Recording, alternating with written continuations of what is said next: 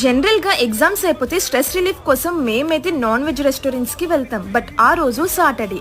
Friends ఎవరు non veg తినరు. So pure veg restaurants కోసం చూస్తుంటే ఆసిల్మేట దగ్గర ఉన్న ఈ అమృత్సర్ హవేలీ కనిపించింది. ఇది ఒక అథెంటిక్ పంజాబీ రెస్టారెంట్.